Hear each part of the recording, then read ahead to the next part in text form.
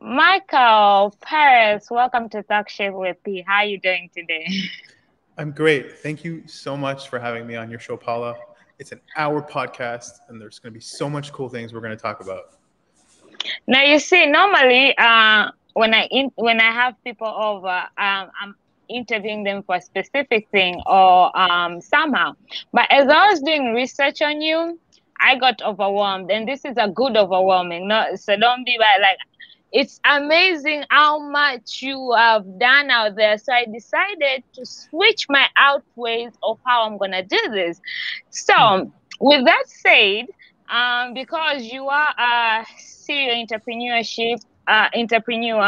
who was five startups, and you're managing five startups, and you are podcast host, you are radio, like you're doing a lot.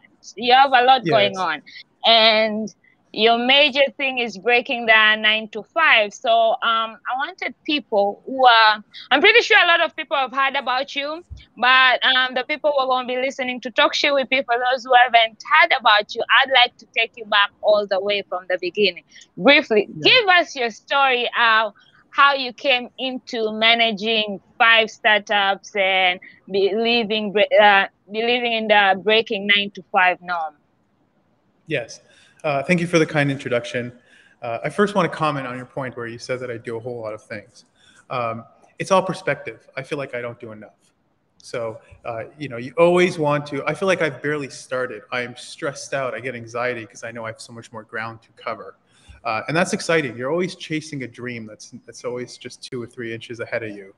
Um, and also, when you say you do a whole lot of stuff, that's a very careful word because it's a very careful concept, I should say, because you want to make sure that if you spread yourself, you want to make sure you don't spread yourself out too thin, because otherwise you do a whole lot of nothing, right? If you're so excited and you're always moving around and you're always, um, you know, moving on to new disciplines without mastering the one before it, you can look back and it's just a giant mess.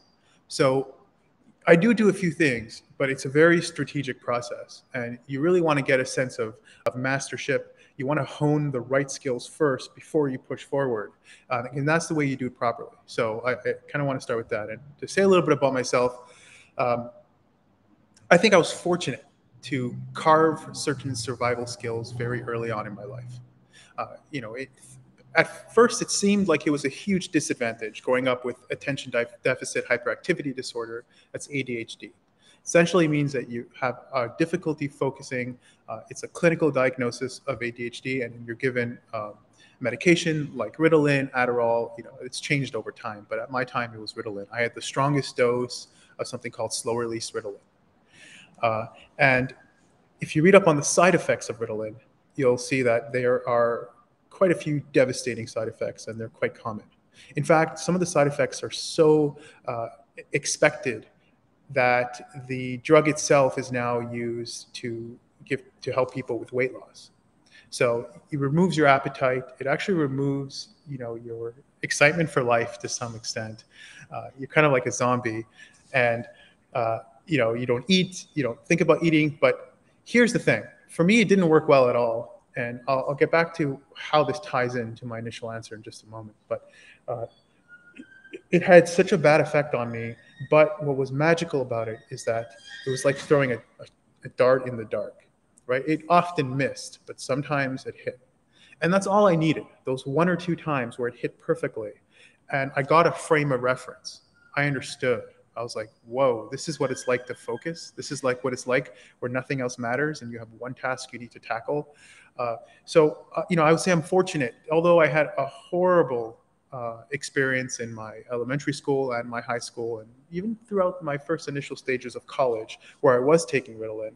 I weaned off it over time, but and I was depressed. I had heart palpitations. It was cold. I felt cold all the time. I had literally no appetite, and throughout the entire day.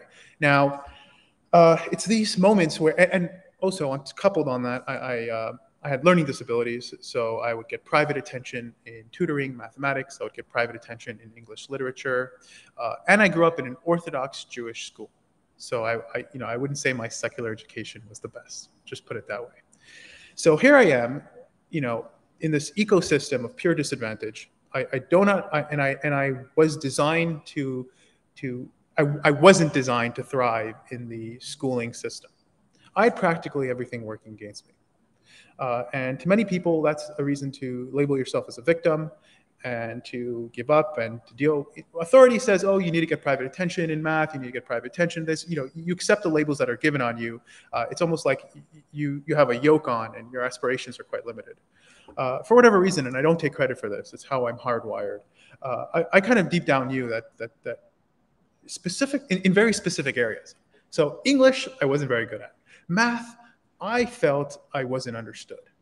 I felt the structure that schooling value, and I don't attack how schools operate. I actually agree with them, right? They're not meant, you can't catch everyone. It's not a net you can catch everyone, but it works for the most part. But there are people who do not work in the schooling system, and I was certainly one of them. In fact, I would say I should be a poster boy for people who don't thrive in the schooling system.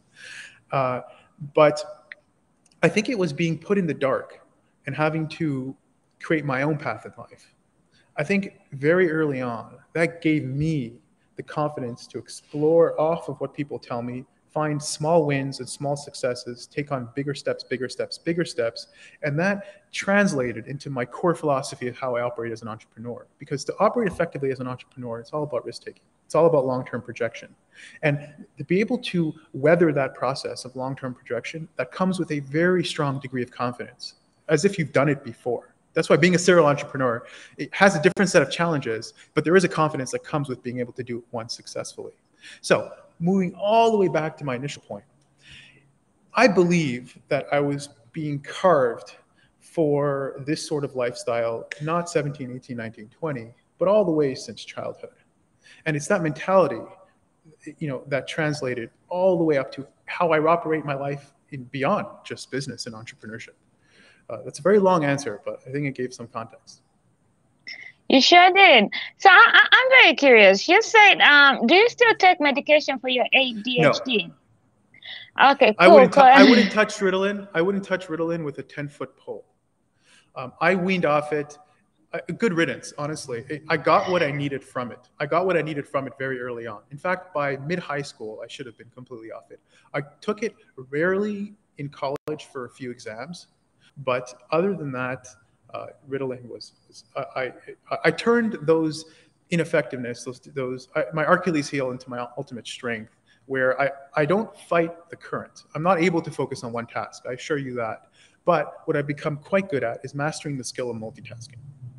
So I will be coding, I will have a podcast in the background, I will be doing emails, I will be oscillating between different coding tasks. I definitely don't do things, and also, just like the schooling system in and of itself, I went to college for 8 years. In fact, I majored in mathematics and I operate as a journalist. So the things that I was defined as being poor at, as being learning disabled at, those were in fact my greatest strengths. And I think you don't run away from the areas you're not good at, you follow what you love. And if it happens to be what you're not good at, you become creative at becoming good at it. So for example, I wasn't necessarily good at the schooling system, but I liked what school had to offer me. So instead of going to class where I couldn't listen to a teacher talk for more than 5 seconds, I operated at a different pace. I get bored quickly, I get distracted. Sometimes I need to have my own pace. If students have a different pace, it kind of throws me off. So instead of going to class, I stopped going to class entirely. I would go to 2 classes a semester, midterm and final. I can't tell you how many times it happened where I walk into a class during the midterm and the teacher goes, "You're not in this class, please leave." I go, "Sir, I am in this class. My name is Michael." He's like, "Oh, that's you. Okay, well, you want to take this exam?" I go, "Yeah, and I'm ready for it."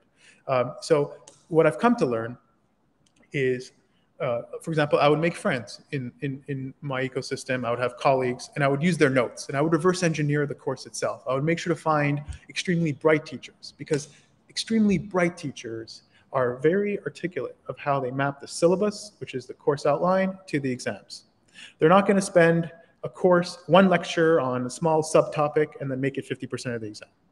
So, in fact, avoiding the well-worn path of the schooling system, allowed me to remove all the noise, the distraction, the class, the small talk, the laughing, the jokes, the slow pace, and just maximize my efficiency in my time, where I would look at a person's notes, I would reverse engineer the course, I'd be able to focus two similar questions. Why would a math teacher give two similar examples when every example prior was very different? It must be they're trying to express a very subtle point. I would focus on that point. I would go through the textbook. And the thing about doing certain disciplines like mathematics is if you're taking a Cal 2 course, it's fairly the same across any school. There's not a whole much degree of variance. The point here is that instead of following the well-worn path, I was able to find my own and in fact operate in an environment where I was extremely optimized. And then as the courses got harder and students relied on their teacher, I actually got better, right? Because when you're dealing with grad level courses, when you're dealing with high level mathematics, you're taking advanced calc, you're taking partial differential equations and all that stuff, all you need is that book, really. So long story short, these things that appear to be disadvantages are actually extreme opportunities to carve essential life lessons. Interesting. I was listening to your audiobook today, and it's very. I can actually listen to you all day, like listening. No, really, like I literally was just chilling outside, enjoying this nice windy weather, and just listening to it. And I learned something where you said. Never close any doors never close any doors once they were open, right? And that's how most of your life, like when you talk about your life journey, where you stopped accepting money or taking money from your parents when you were 16. Right. You went to college with a sponsorship and slept on sofas, and even when you transferred from New York to Cali, you found your old friend through Facebook on the plane asking to sleep on their sofa because you never left. So let's talk how important to keep those, because most people, especially my age, forget the importance of the people you run into, the networking you make. So I want to tap into how much importance that is to keep the door open with everybody you meet, because you never know how it will get there. So at your age, at that time, why was that important, and how did you make that part of your lifestyle? Yes, it's a very good question. Before I directly answer that question, I will say that it's really all about priorities. And that's a fundamental, I talk about that a lot. We tend to focus on making money.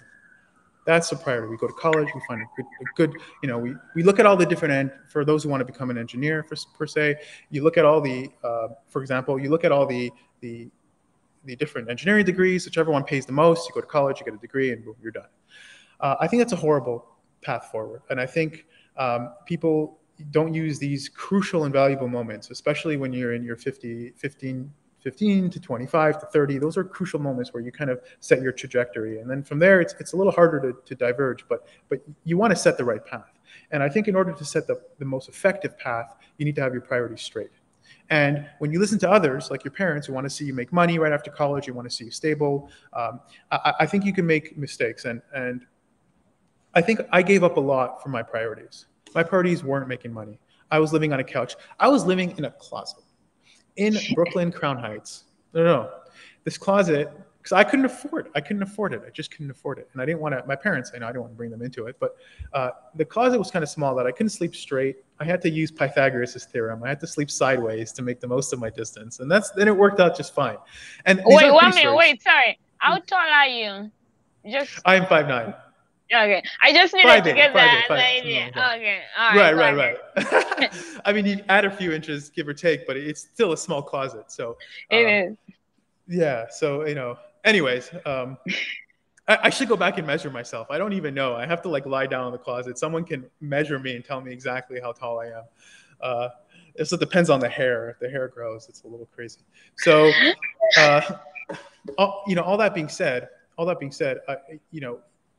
I really focused on honing my skills, and I was willing to give up a lot, and comfort was certainly one of them.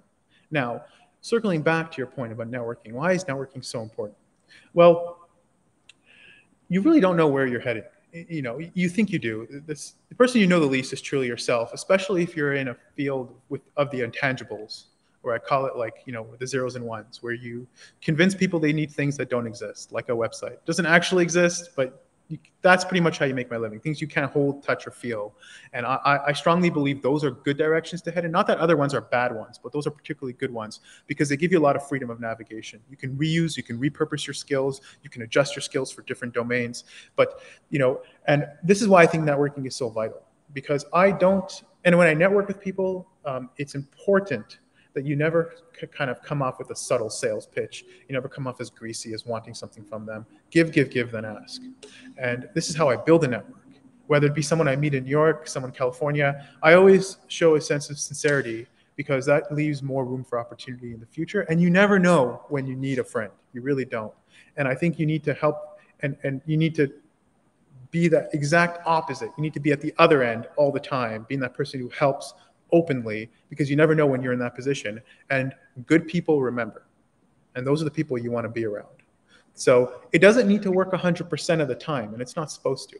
Even if it works 20% of the time, if you have a core philosophy, if you have this underlying lens, you see life through, that's constantly maximizing opportunities, ultimately you get a lot stronger of a network and you get a lot more opportunity in the future. And I believe that, you know, growing up, I was such a people person. Like, I'm constantly curious about people. So anywhere I go, I would seriously start a conversation with anybody. And that's also watching my father was always stopping to say hi to people and stuff. I didn't care whether you were older or younger, right, or in a different circle than me, rich or poor, it didn't matter. And recently, when Issa Rae, I don't know if you know Issa Rae. But when Issa Rae, she's a producer of some shows. So when she started with YouTube and whatever, then when she got big, right now she's in HBO Max, and she was sitting on a panel, and she said, what you gotta do is network, and not only network on the same level that you are. Because most people, even those people who tend to network, they're like, oh, because I'm a CEO, I need to network with just CEOs. Or because I'm this. She was like, you gotta network left, right, corner. You never know who or where life is going to lead. So when I heard that from your audiobook, I was like, oh my God, that's so true, because that's how I am and I live it. And most people need to get that. Like, you got a network, you never know what's going to come out of it. You're only as good as, sorry, I would say two things. You're only as good as your weakest component. You can have an IQ of 190, you can be off the charts effective, you don't have good networking skills, you don't have good people skills, you'll be trapped in a cubicle building someone else's dream. And I will say this, Paula, Jewish philosophy states that a smart person is one who can learn from anyone. And the smartest people are like yourself, who don't, not that I'm a religious person, but Jewish philosophy can be nice sometimes. The smartest of all understand that everyone has unique value. And the smartest of all are the sponges in the room, the ones who just absorb. So Paula, I would say that's a very strong compliment about yourself, that you've always been curious about anyone. Yes, I'm very curious about people. Maybe it's because also I grew up traveling the world and in different cultures and in different, so that gave me like, I'm constantly asking and just walking up to people. Sometimes my friends will be like, come on, man, do you have to start this now? I'm like, hey, you never know. And I've made amazing relationships through that. So y'all need to go out there and do that. Right. Now, you manage 5 startups, and you're also a chief editor of 3 newspapers, right? 4. Well, my hand got cut off. 4, yes. Wait, I know Paris Dairy, Breaking 9 to 5, and Israel Now News. Which one am I missing? You forgot the best one, Paula. You forgot Her Forward magazine. You know, I needed you to say that. I'm sorry. oh, you didn't know that was mine? Because you have seen that one. No, I knew. I wanted you to mention it. Oh, okay, very, very clever. Yeah. So, yeah, Her Forward magazine. It's a fairly new one.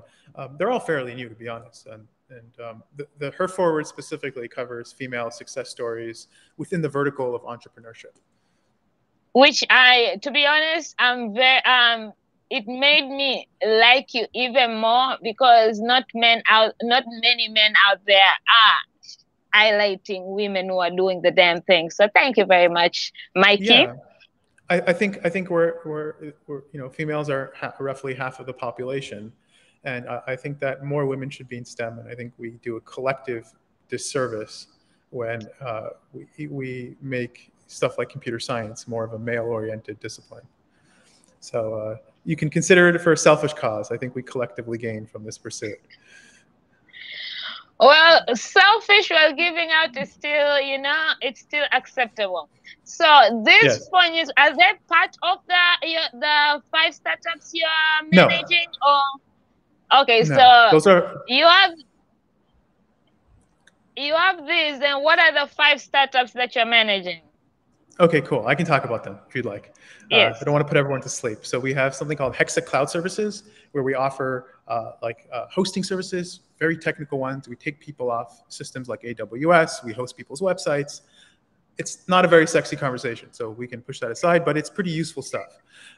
Then we have something called Hexatiger Web Designs, where we make customized websites. They used to be fairly complex and proprietary, meaning we would make our own custom code. Now we move more towards quick in and out, because we do more work for individuals and branding individuals. But we do both, and it's a really cool company to be a part of. It's fairly interesting, and we're constantly on our toes. Then we have a company called Scale My Publication. Well, let's talk about SEO for public figures. So we do search engine optimization, which a lot of people do, but we've got a very specific niche. And we understand the sort of complexities that come with people who are growing their notability, who are growing their brand online, people who are under the spotlight, usually investors, entrepreneurs, singers, actors, and people of that area. We specialize in representing those people, and we help them get a very strong footprint online. Then we have Scale My Publication. So we actually build news publications, which I guess you can say falls under the umbrella of what we we build news publications from the ground up, all the way up until seed stage funding. So we will do the servers, the design, the development, the marketing, the branding. We will help build up the authority of the publication, you name it, from A to Z. And then we have Scale My Podcast, which is currently in the works, where we offer full management services for podcasters as well, which we can talk about. But yes, now we have 2 other side companies that fall under kind of that we don't have a front face for, but it's called Hexa Book Services, where we offer full book distributions, where we actually interview people, we write them, we understand their story in depth. We either help edit their books that they've already written, or we ghostwrite their entire book for them. We help them get them through all the proper distribution channels. We get them the ISBNs they needed. They can push it local to stores. They can get it on Google Books, Amazon, Audible, you name it. And then we have Hexa Music Distributions, where we offer help for artists, and we get all their musics and songs, and we help them with the formatting, with the post editing, and the publishing, and getting them on distribution channels as well. So yeah, it's a bit of a mouthful, and then we got the 4 publications, and where we push out content regularly. Michael, you need to be my new best friend, because you know what, right? We are. we are best friends. I'm insulted that you even didn't realize that. I didn't want to put myself out there and you deny me. Saying I had to kind of go around it. Yeah. I'm scared of rejection. So, but now that you have said we are, because Talkshit Repeat is actually rebranding, and we're working on. I'm trying to change my website, and I've been working on moving my website and fixing it up. So, and I'm about to write a book as well. I think I low-key told you about that. So yeah, so we have a lot to talk about later. Later, 100%. Yeah, I'd be glad to. Yeah. All right, now that you've told us, but I love how most of your startups, they kind of interjane without, like, I love that. So I call them surface startups. So we have it's kind of like a bit of a hierarchy now. We got 2 kind of levels, but we have core services, and core services fall under specific startups. These startups do work cohesively to provide a holistic service for individuals, but in many capacities, they're completely isolated and independent entities in the sense that they've got different team members, they've got different skills. We have project managers who kind of have a bird's eye view and a connection, and they can move things around, but they're fairly isolated. Now, for the Scale My Podcast and Scale My Publication, those are two startups that we're building that don't have core services.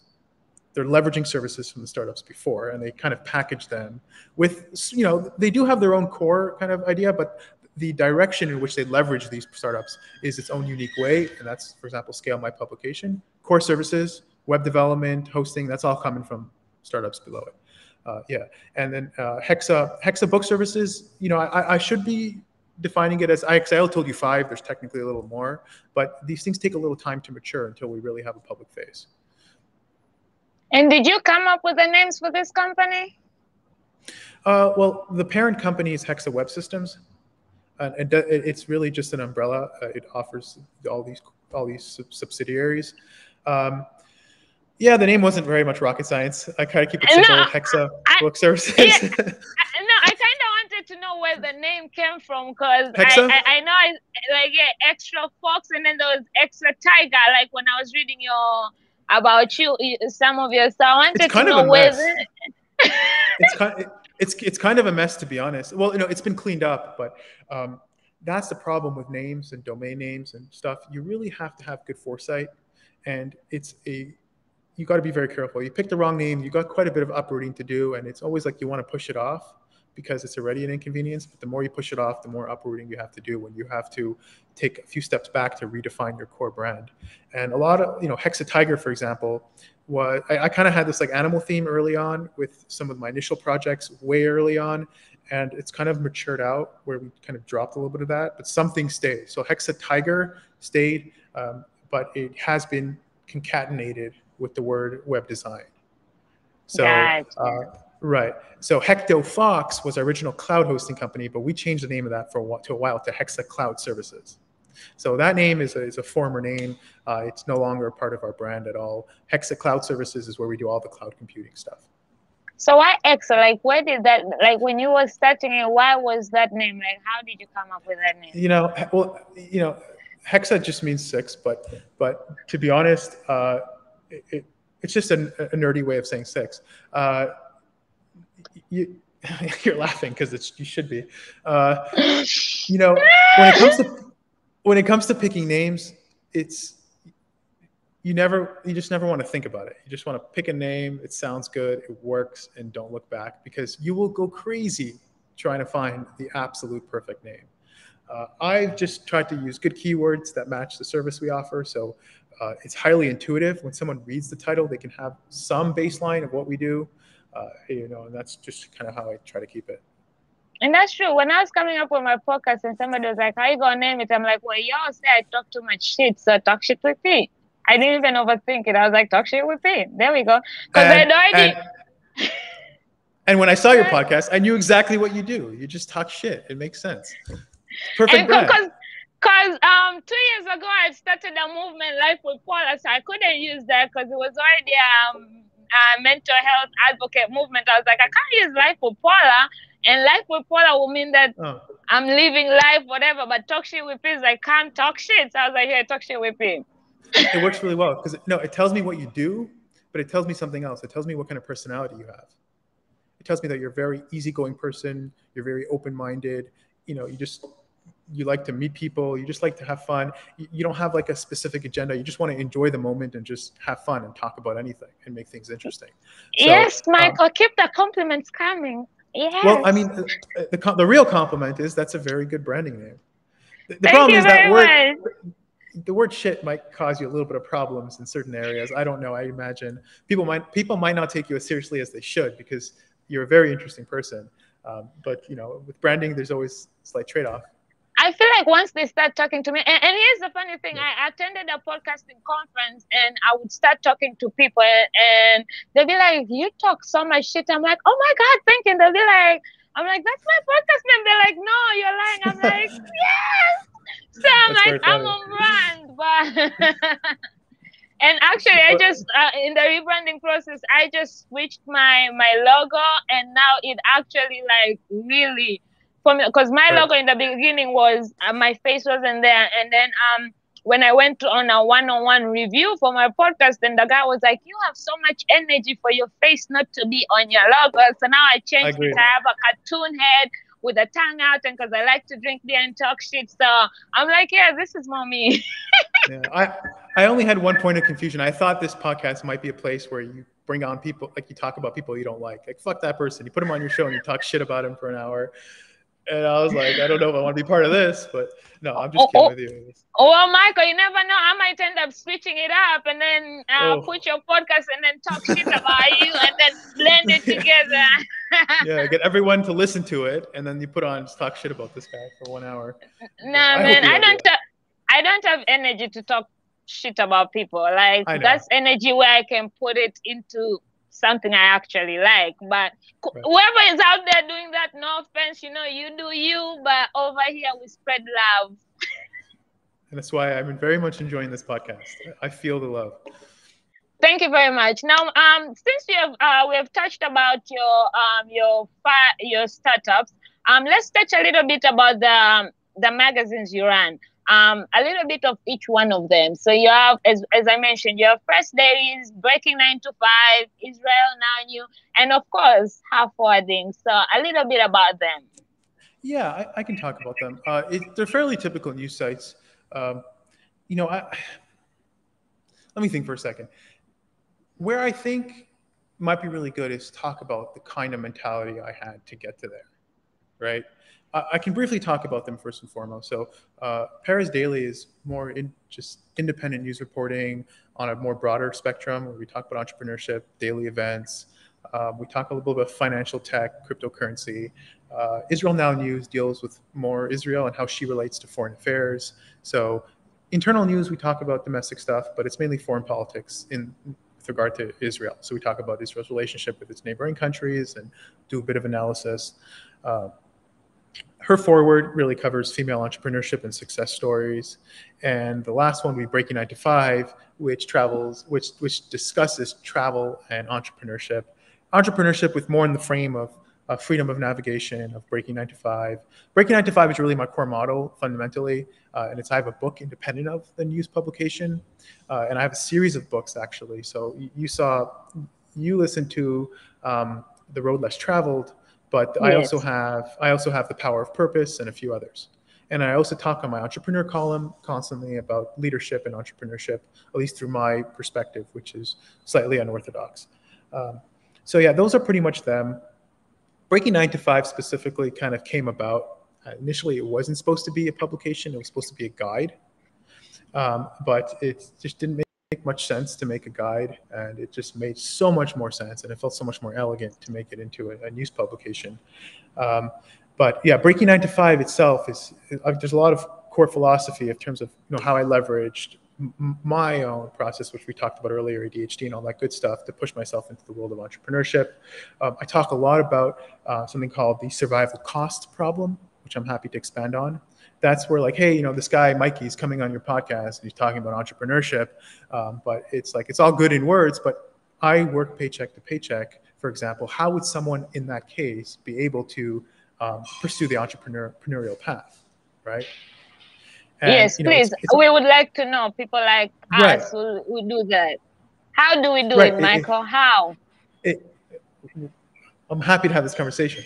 So what I try to do is bridge that theoretical gap, because in an engineering perspective, it's always good to start on a clean slate, but we don't often have a clean slate. There's a messy environment. You have a family, you have kids, you have to worry about this month's rent. You can't just go ahead and start becoming an entrepreneur and spend 3 years of investment without having any income prior.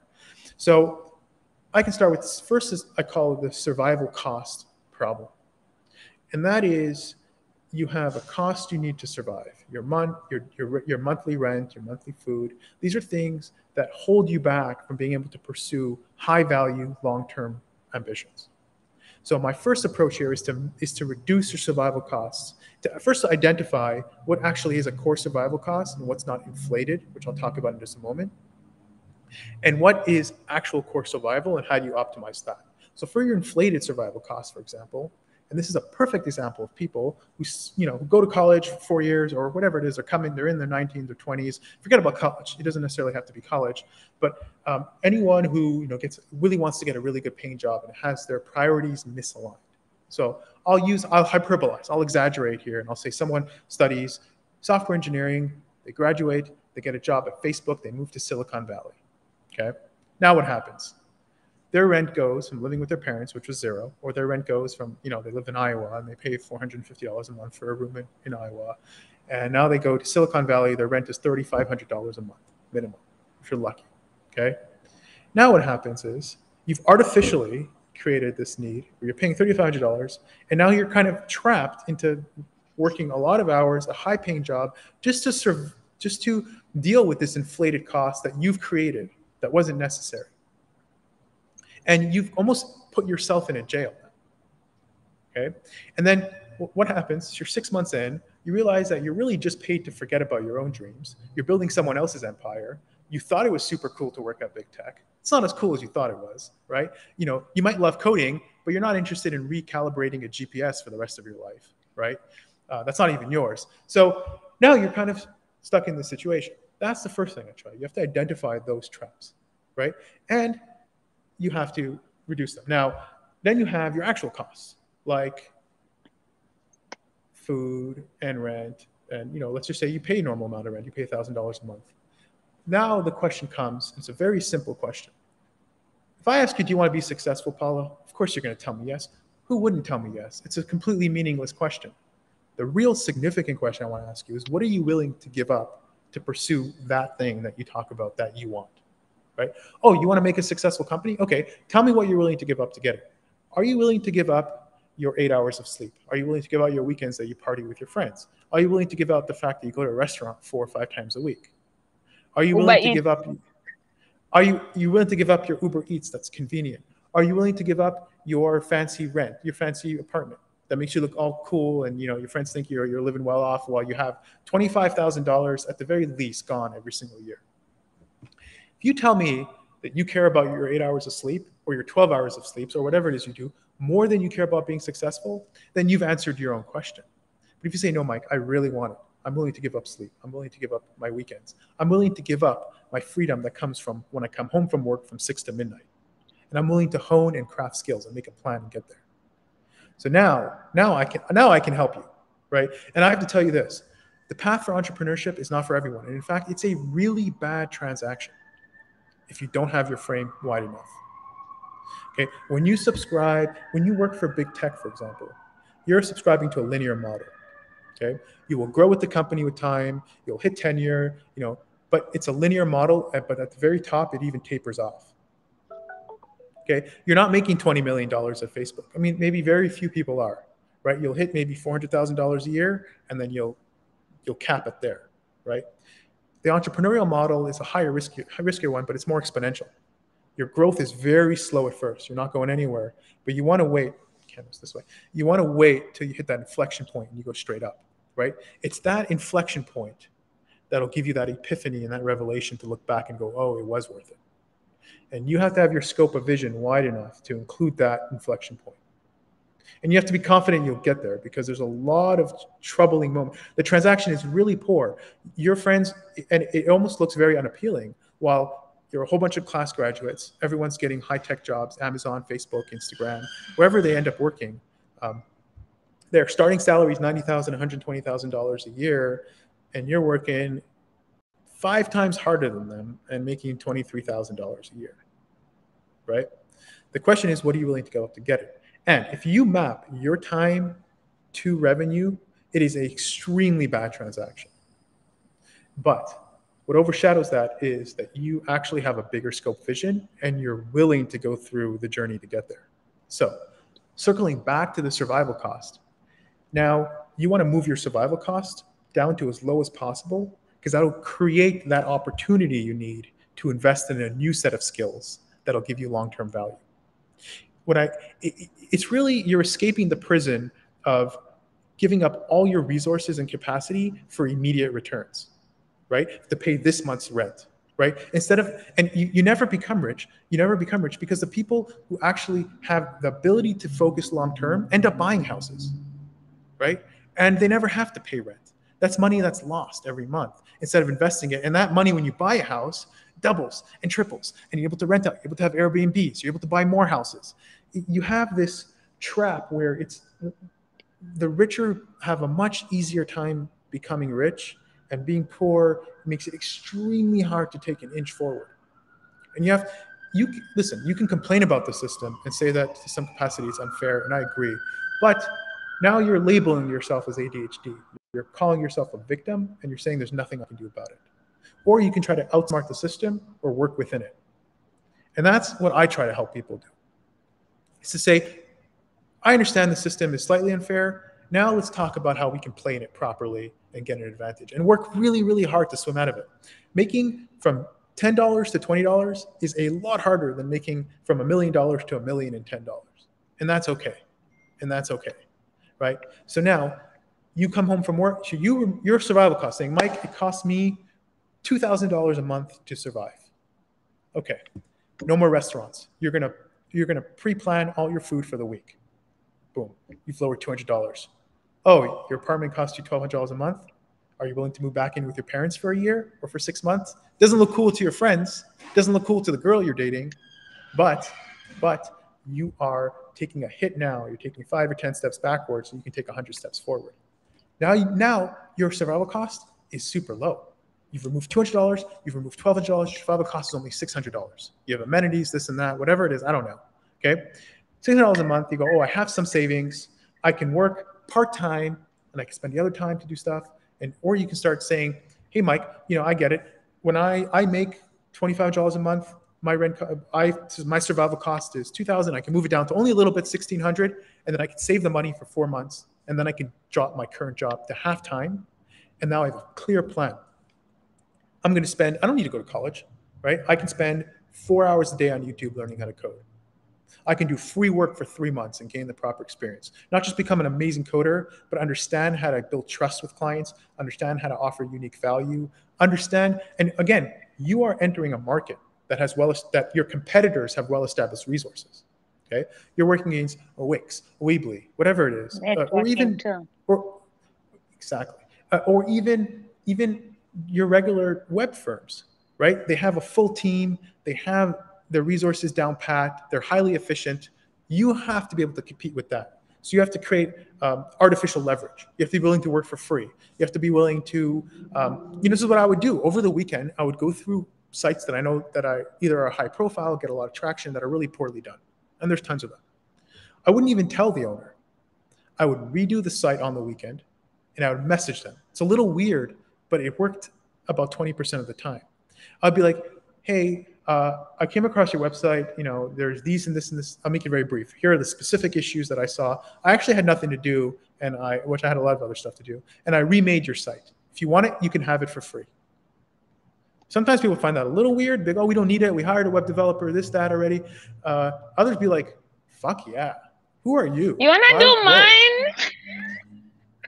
You're a few years too late, but here's the thing. Like, who would be? These people know you work from the heart. You've established trust. They know that you're trying to get your foot in the door and make a good impression. And many of those people turn out to be my best clients and clients who I still have today. Look at that. So you have to reduce the pressure from every angle you can. Reduce your cost to survive. Create more opportunity to you obtain new learning skills. Reduce the barrier to enter the economy and the competitive market by creating an artificial advantage, right? And you do all these things synergistically, and they work together. And believe it or not, you can become an effective entrepreneur, or you can even be an effective freelancer. You don't necessarily have to be an entrepreneur, but the point here is that you're subscribing to a set of skills that give you freedom of navigation. Something like COVID will have less of an impact on you because you can take these untangible skills, these imaginary skills, things that require intellectual capacity, not physical capacity, give you a lot more ability to adjust when things get chaotic. And our environment is changing really quickly. That's first of all. Second of all, and more importantly, you get to do something you truly enjoy. And when you do something you truly enjoy, It's unique because it comes from you, and then you offer unique skills that you hone over time, and that makes it harder for others to compete with. So you have a I unique agree. footprint, you do what you love, and you become a master of your skills. And then you might make half the amount that year, but then you'll quickly outpace what you ever could have made doing a job you didn't love, or doing a job you didn't enjoy, or doing a job that you were stuck with, or doing a job that looked enticing because it had stupid benefits. But you were building someone else's dream instead of yours. I agree. And especially when you were talking about scaling costs, right? At work, there'll be some teenagers, some kids who are constantly in a rush to move out of home. Oh, I'm moving to this, it's downtown, it's like this. I'm like, why? Save the money to do something. And shout out to my girl, Adhd. Trust me, if I could move home right now, if I had my parents here and I could move home, I would definitely pack my bags and move home, because like Exactly my it, girl, Paula. Exactly Adhd, it. she's in Canada. After going, she went through a divorce, and when she got divorced, she was like, "Why should I rent when I can move back home, make a plan?" And later on, she ended up buying a condo because she stayed home and saved money instead of just going out to rent a big place or something. So I believe that, and as a person who Uber eats a lot, yes, because scaling down costs is a must. So thank you for that. And Yes. I wanted to touch on something you also said when I was listening to your audiobook about followed opportunity, not money, which is something big. I remember when I was finishing my grad school in Malaysia, I went to hospitality school where every after a semester, it was practical and theory. You had to go do an internship, graduate from it, then come back to class. So I got an internship back home, which was going to pay me. And most internships don't pay. But then I ended up getting another opportunity, which was an internship in Dubai with a big company that does only one event a year. Imagine this company does one event a year, and it's Dubai Jazz Festival. And they were not paying. They were not offering beds. So I cried to my dad. I was like, "Dad, please send me to Dubai." I was like, "But you're not making." I'm like, "Yes, just pay my rent, and you don't even have to give me a lot of money for a month," because I was a kid, right? Just whatever you can send, I'll end up. But take me to Dubai, and I went, and I don't regret it. I like the knowledge I got from that company, the people I got to meet, the network. It was an opportunity of a lifetime. So when I heard you say that, I was like, yes. Just like my podcast, I didn't start it to make money. It hasn't started yet making money. But the networking I'm doing, the doors it's opening for me, the people, that all is something that I'm proud of and I'm excited about. Correct. Very well said. How I would like throw that in one sentence is that money is a byproduct of a stellar service. It's not your focus. It's the inevitable consequence of doing something truly amazing. And in fact, if you want to make a lot of money, the secret is not to focus on money, is to focus on your skills, on honing your skills and becoming a master of your craft. Because then you're in a playing field where making money is much, much easier. I like that. Now, as we come to the end of our discussion, I had to ask something. Do you still break dance? You do your homework, I have to say. You really, really do. You listen to the whole book. You come with all these. You're a good host. I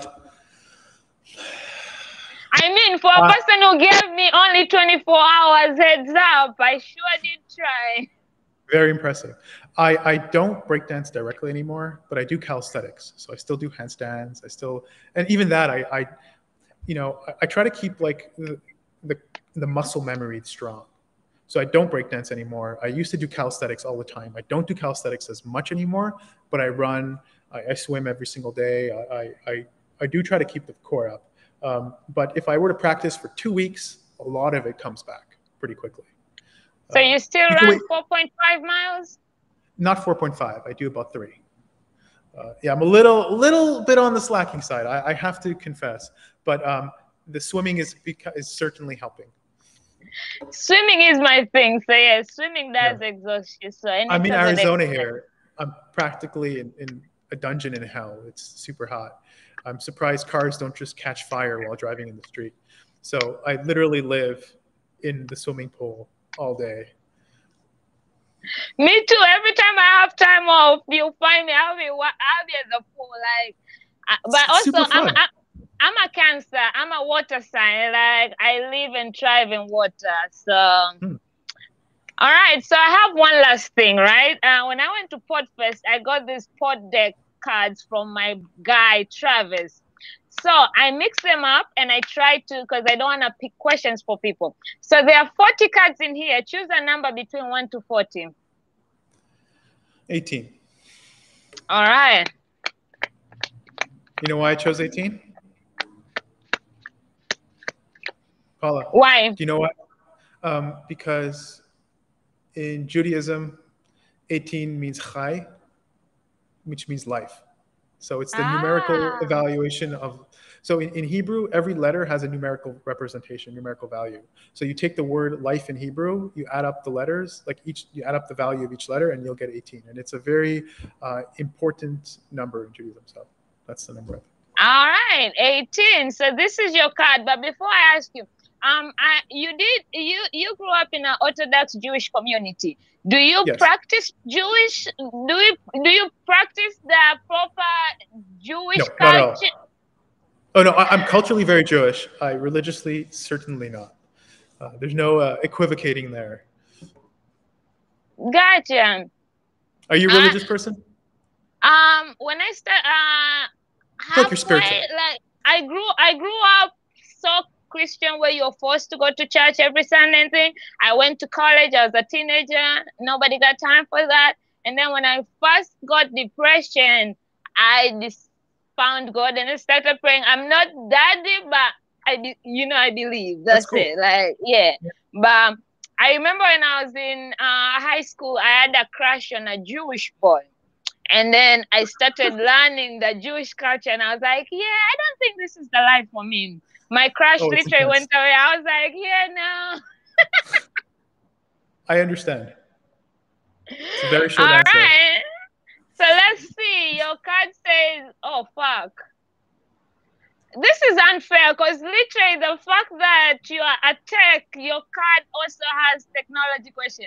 The question is, what technology do you wish existed?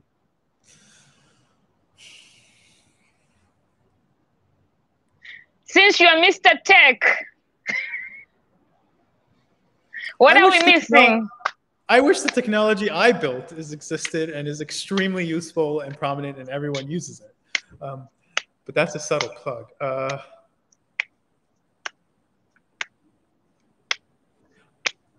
I think technology that does a better job at understanding people. I would say the evolution of AI, because AI is really good at the very hard stuff and really, really bad at the very easy stuff. And this is why stuff like Captcha, when you go on a website and ask you to pick all the mountains or the trees or the boats or the buses. Hello? Hello? Hello?